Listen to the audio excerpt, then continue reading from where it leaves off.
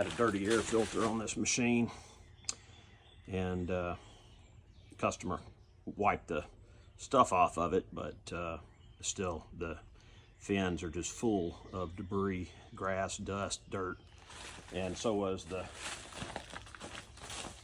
breather on this machine. So I took the breather off, took it to the kitchen sink with a dish brush and cleaned it all out, got all the grime and the oil and soot, dust, leaves, grass, everything out of there, and replaced the air filter. Let's see if that works.